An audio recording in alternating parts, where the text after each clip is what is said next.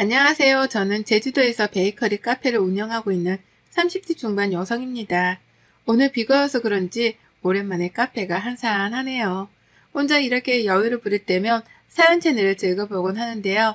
마침 남편도 마트에 볼 일이 있어 자리를 비웠고 오랜만에 여유를 가져볼 겸 제가 좋아하는 음악을 틀어놓고 창밖을 바라보고 있더니 몇 년 전 제가 겪었던 기가 막힌 일이 생각나 여러분에게 들려드리면 좋을 것 같아 사연을 적어봅니다. 여러분들의 많은 사연을 보고 울고 웃고 또 위로가 되기도 했답니다. 제가 어떤 일을 겪었는지 궁금하지 않으세요? 그럼 지금부터 제 사연을 시작할게요. 저는 어려서부터 보육원에서 자랐습니다. 전라도에 있는 보육원이었는데 장터가 열리던 기차역에서 제가 발견되었다고 해요. 제가 발견된 무렵 지역에서 큰 축제가 열렸는데 아마 그때 부모님을 잃어버린 게 아닐까 생각되네요. 지금은 물론 친부모님과 제해 행복한 삶을 살고 있어요. 사실 저에게는 생각하기도 싫은 이별의 아픔을 겪은 적이 있어요. 제가 들려드릴 사연이기도 하고요. 20살이 되면 보육원에서 더는 지낼 수가 없어요. 독립을 해야 하기 때문이죠. 엄마이자 아버지였던 선생님들 품을 떠나려니 막상 아쉬웠지만 언젠가는 겪어야 할 아픔이었기에 저는 덤덤한 척 하려고 무지 애썼습니다. 대학에 가고 싶은 마음은 컸지만 혼자 살아가야 하기에 돈을 벌어야겠다고 생각했어요. 공부보다 생계가 더 중요한 시점이었죠. 평소 빵순이로 불릴 만큼 빵에 대한 관심이 많았던 저는 제과 제빵 기능사 바리스타 자격증 공부를 취득했어요. 독립을 위해 선생님들이 마련해주신 방 한 칸 얻을 돈만 들고 서울로 올라와 무작정 앞만 보고 내달렸어요. 작은 옥탑방 하나를 어렵사리 구해 저만의 보금자리를 만들었고요. 경험을 쌓기 위해 동네 빵집, 카페 아르바이트 등 닥치는 대로 일을 했어요. 그러다 우연히 좋은 기회로 이름만 대면 알만한 제빵회사에 계약직으로 근무하게 되었어요. 정직원도 아니고 단기 계약직이었지만 저로서는 큰 영광이었죠. 지점별로 순환 근무를 하며 업무를 어느 정도 익혀나갈 때쯤이었어요. 회사는 대대적인 구조조정을 감행했고 정규직도 아닌 저는 당연히 그만둘 수밖에 없었습니다. 그래도 다행인 건지 큰 회사에서 일했던 경험 덕분인지 유명하다는 베이커리 카페에서 바리스타로 일을 하게 되었어요. 제빵사로 근무하길 희망했지만 바리스타로 근무하며 틈틈이 제빵 일도 도와달라 그러더라고요. 페이도 제 수준에서는 많았고요. 그렇게 업무에 적응을 해나갈 무렵 눈에 띄는 한 사람이 있었어요. 오후 2시가 되면 항상 커피와 함께 크루아상을 주문하는 손님이었어요. 제가 한참 일하는 시간이었고 자주 보던 탓에 자연스레 대화가 오가게 되었어요. 저보다 4살이 많았지만 말도 잘 통하는 것 같아 연락처를 주고받고 왕래하는 사이가 되었죠. 그 남자는 법대에 다니고 있었는데 동시에 사법고시를 준비하는 고시생이었어요. 매일을 마주치다 보니 서로에게 호감이 생겼고 연인으로 발전하게 되었죠. 데이트를 하는데 고시생인 신분이었던지라 남자친구는 돈이 없었어요. 사랑하는데 그까지 돈이 대수냐며 거의 모든 비용은 제가 부담했죠. 남자친구는 고시원에서 생활하고 있었습니다. 그런 사정을 잘 알기에 사랑하기에 아낌없이 퍼주었어요. 남자친구는 자신이 사법고시에 합격하면 저를 평생 책임지겠다고 약속했죠. 행복한 미래를 꿈꾸며 그렇게 사랑을 키워나갔습니다. 내가 사법고시 합격해서 변호사가 되면 우리 결혼하자. 내가 자기 행복하게 해줄게. 남자가 돼서 자기 여자 하나 못 지키면 그게 말이 되나? 내가 꼭 열심히 공부해서 좋은 결과로 보답할게. 기대해줘. 아쉽게도 첫 시험에서는 남자친구가 낙방을 하고 말았어요. 저는 그저 괜찮다며 남자친구를 위로해 주었고 남자친구는 저를 본 면목이 없다며 슬퍼했죠. 그렇게 자그마치 6년이라는 시간을 뒷바라지 해주었습니다. 당시에는 행복한 미래에 대한 확고함이 있었기에 그거 하나만을 보고 남자친구를 뒷바라지 했죠. 지금 생각해보면 저는 고아라고 치지만 남자친구는 자신의 집에 저를 단 한 번도 소개시켜 준 적이 없었어요. 조금이라도 의심을 했어야 했는데 왜 그땐 몰랐을까요?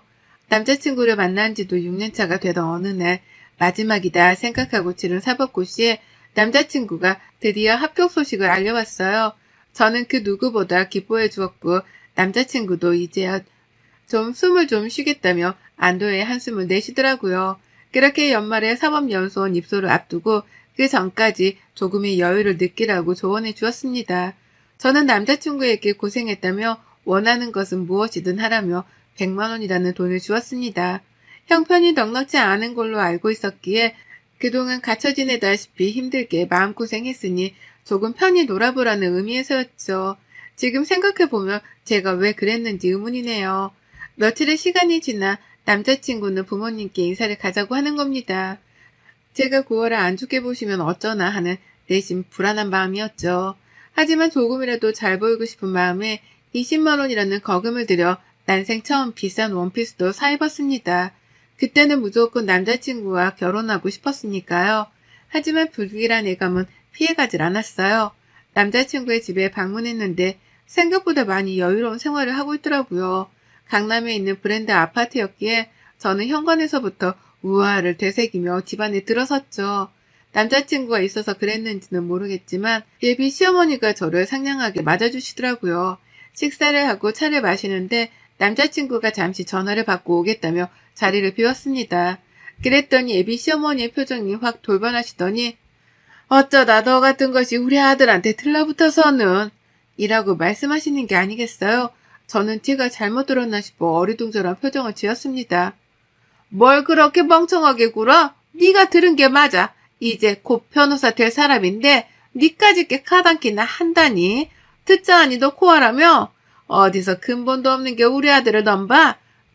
태어나서 그 누구에게 고아라고 멸시를 받아본 적이 없었기에 그저 당황해 말도 안 나왔죠. 이 정도 눈치 줬으면 알아서 떨어지겠지. 장차 변호사 될 사람 아껴 망치지 말고 알아서 떨어져 줘. 좋은 혼처가 널리고 널렸는데 왜 너 따위랑 결혼을 하겠니? 좀 더 현실적으로 생각해봐라. 네가 우리 아들 짝으로 가당키나 한지. 라고 막말을 하는데 어찌할 줄 몰라 그저 우물쭈물할 뿐이었어요. 그렇게 남자친구 집에서 돌아온 뒤 왠지 모를 찝찝함에 잠을 이루지 못하는 날도 많아졌어요. 시간이 흘러 남자친구는 연수원에 입소를 하게 되었고 그때부터 연락이 잘 되지 않았어요. 처음에는 그저 하는 일이 바빠서 그러려니 했죠.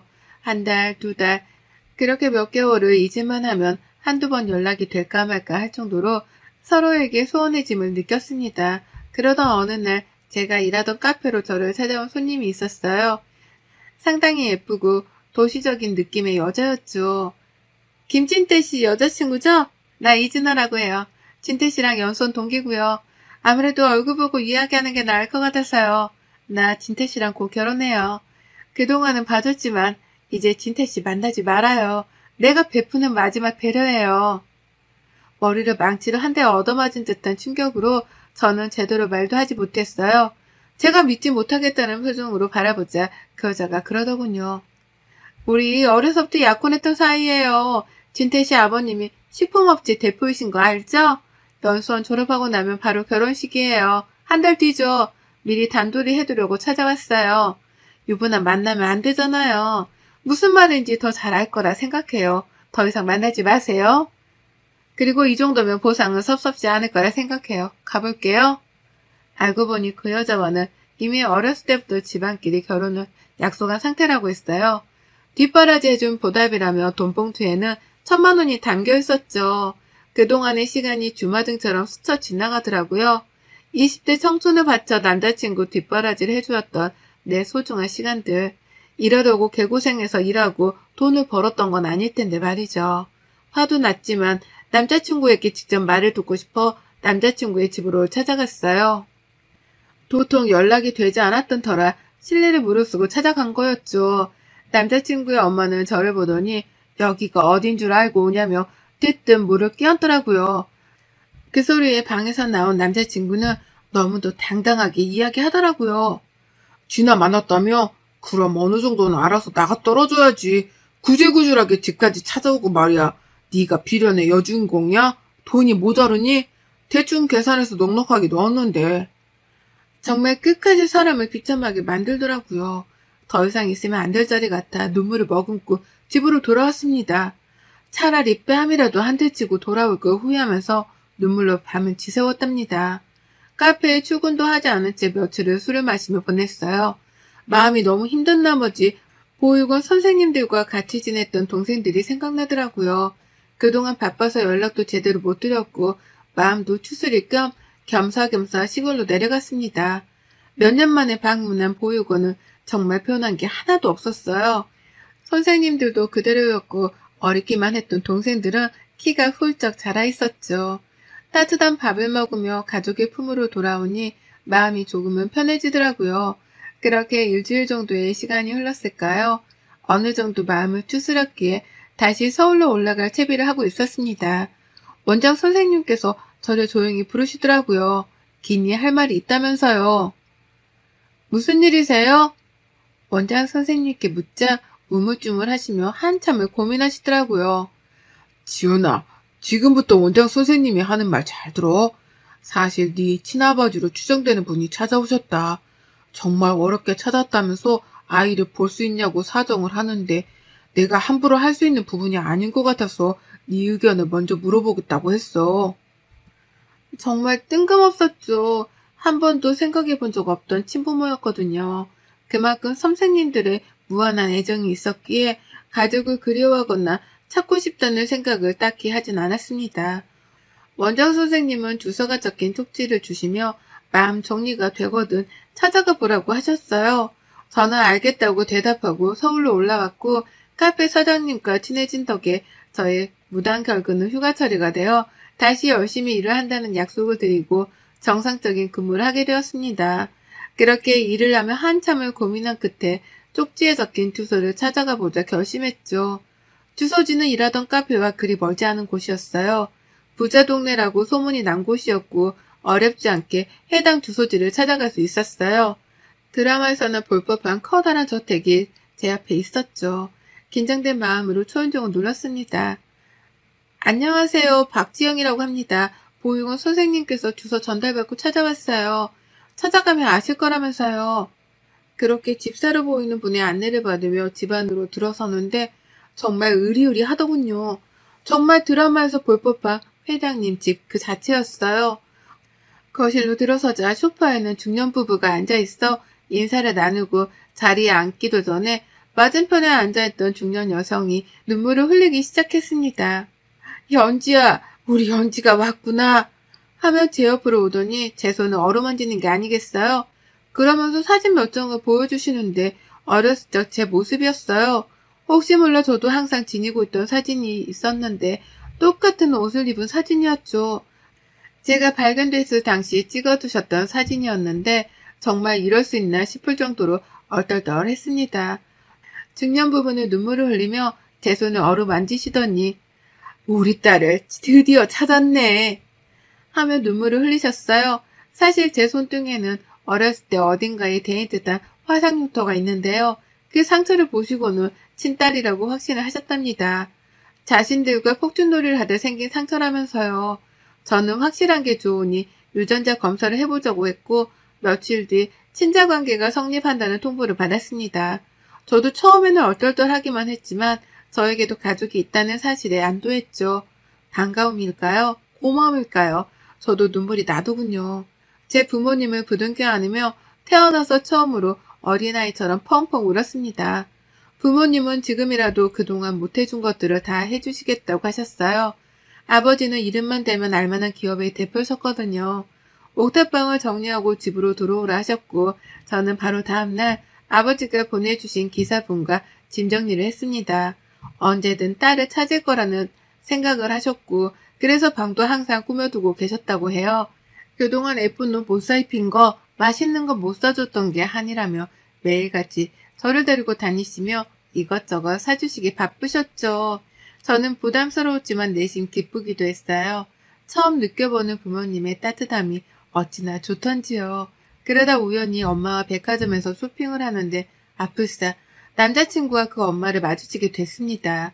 다행히 저만 발견한 상태였고 그냥 지나가길 바랬죠. 그 여자는 저희 엄마를 보더니 냉큼 달려와서는 아는 척을 하더라고요.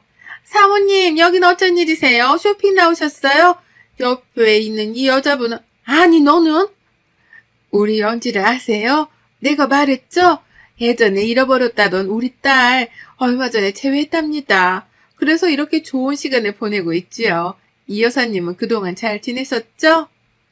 아, 네. 저야 잘 지냈죠. 아들 결혼 준비로 바쁘답니다. 어떻게 이런 일이. 남자친구의 엄마는 변해버린 저의 모습을 보고 놀란 눈치였어요. 그렇게 며칠의 시간이 지났을까요? 남자친구에게 연락이 오는 겁니다. 서로 연락할 일이 없겠거니 했는데 벌써부터 속이 훤히 들여다 보이더라고요. 저에게 잘 지냈냐며 안부를 물으며 결혼하기로 했던 여자와 파혼을 했다고 하더라고요. 그래서 저보고 어쩌라는 거냐 따져 물으니 자신이 잘못했다며 다시 잘 해보자는 이야기를 했습니다. 정말 뻔뻔하지 않나요? 저는 기가 찼지만 나름의 복수를 해주기 위해 남자친구, 아니 그 남자를 이용하기로 했어요. 집 근처 카페에서 만나기로 해서 잔뜩 힘을 주고는 그 남자를 만나러 갔죠. 아버지가 저에게 경호원을 하나 붙여주셨는데 나이도 동갑이라 친구처럼 서스럼 없이 지냈습니다. 보증의 계약을 했죠. 제 약혼자인 척 해달라고요. 일부러 백화점에 가서 최고급 정장으로 맞추고 아버지가 사주신 스포츠카를 카페 앞에 세워두고 밖에서 기다리게 했습니다. 아버지가 사는 차는 국내에도 몇 대 없는 차라 차에 관심 있는 사람이라면 누구든지 부러워할 만한 차였죠. 아무튼 카페에 들어서니 남자친구는 저에게 미안하다며 파리처럼 손발을 비비며 사과를 하더라고요. 그러면서 결혼을 다시 생각해보자고 서로 사랑했지 않냐며 이야기를 하는데 한 대 때리고 싶은 심정이었습니다. 맞장구를 쳐주는 척하며 저에게 줄 선물이랍시고 400만 원짜리 반지도 챙겨왔더라고요. 저는 고맙게 받겠다며 선물을 챙겨들고는 자리를 옮기자며 자연스레 밖으로 유도했어요. 사실 복수라고 할 것까지는 없었지만 제가 그만큼 잘 살고 있고 니까짓게 날 넘볼 수 없다는 걸 알려주고 싶었어요. 제가 받은 만큼 되돌려주고 싶었던 거죠. 아니나 다를까 남자친구는 차를 보더니 우와 우와거리며 주변을 서성이더니 감탄을 금치 못하더군요. 제가 기다리고 있던 경호원에게 신호를 하자 저를 데리러 연인인 척 연기를 했어요. 그 남자는 당황하며 얼굴이 시뻘개지더니 소리를 치기 시작했죠. 인사해, 내 약혼자야. 이제 알겠니? 너 따위는 나한테 어울리지 않아. 이 반지는 감사히 받을게. 팔에서 맛있는 거나 사 먹어야겠다. 고생해서 비위 맞춰주느라. 뭐? 너 이게 지금 날 갖고 논 거야? 야, 그 반지가 얼마짜린 줄 알고 그러는 거야? 반지라도 돌려줘. 이게 뭐 하는 짓이야, 지금? 이까진 일로 그렇게 화를 내며 쓰나. 그리고 이 반지 줬다 뺏는 게 어딨니? 아, 1,000만 원? 이 더러운 돈 가지고 있기도 싫었어. 그냥 반지랑 너 다 가져라. 구질구질하게. 정말 찌질하다, 너. 어디 가서 너 같은 여자 만나서 꼭 결혼하길 바래. 나 만난답시고 약혼도 깨고 왔는데 어쩌냐? 너 변호사 인생 쫑치게 생겼는데. 그렇게 악다구니를 쓰며 소리치는 그 남자를 뒤로하고 저는 경호원과 함께 집으로 돌아왔어요. 통쾌할 줄 알았지만 꼭 그렇지만은 않더라고요. 그들과 제가 다르지 않는 게 뭐가 있나 괜히 그랬나 후회도 되더라고요. 끈질기게 연락을 해왔지만 이 사실을 부모님께 알렸어요. 부모님이 왜 이제서야 말했냐며 남자친구네 집안에 투자하기로 했던 투자금도 회수하시고 배워먹지 못한 집안이라며 거래할 가치가 없다고 완전히 인연을 끊었습니다. 내 이것들을 그냥 감히 내 귀한 딸한테 그런 모욕을 주다니. 그건 나를 모욕한 거나 마찬가지야. 김비서, 당장 이변한테 연락 넣어서 모든 조치는 다 취하도록 하게. 그리고 그쪽에 투자하기로 했던 건 생각해보기로 했던 차였는데 그냥 없던 일로 하지. 우리 집안의 무시한 대가가 무엇인지 알려줄 필요가 있겠구만. 겨울이 지나고 봄이 오더군요. 아버지는 이제 일을 다닐 만큼 다녔으니 저만의 사업을 해보는 게 어떻겠냐고 하셨어요. 저는 오랫동안 꿈꾸었던 베이커리 카페 창업을 하기로 결심했죠. 카페에서 10년 정도 일했고 공부도 어느 정도 했으니 이제는 때가 되었다 생각했죠. 솔직히 돈이 없어 카페를 차릴 생각은 엄두도 못 냈었거든요.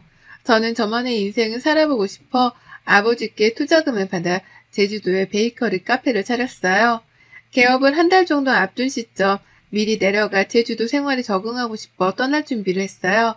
더 이상 경호원도 필요 없었기에 저를 위해 근무해준 친구에게 마지막 인사를 건넸죠. 그렇게 저는 제주로 내려갔습니다. 1년 정도의 시간이 지나고 어느 정도 자리를 잡았을 무렵 카페로 손님이 찾아왔습니다. 저를 경호해주던 그 친구였어요. 제가 제주도로 떠난 뒤 마음을 접으려 했지만 그러지 못했다며 제게 이야기하더라고요.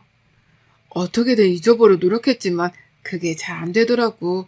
회장님께 그만둔다 말하고 여행도 다녀보고 미친 듯이 운동도 해봤지만 그래도 생각나더라. 그래서 가만히 있으면 안 될 것 같아 거절당하더라도 내 마음 전하고 싶었어. 이렇게 얼굴 보니 마음이 놓이네. 그동안 잘 지냈지?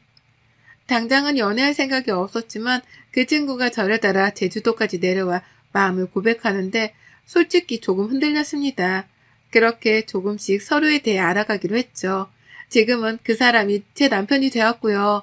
제가 창업한 카페는 SNS로 소문이 나 항상 사람들로 붐비기 시작했고 유명해졌어요. 남편과 함께 지금까지 잘 꾸려오고 있고요.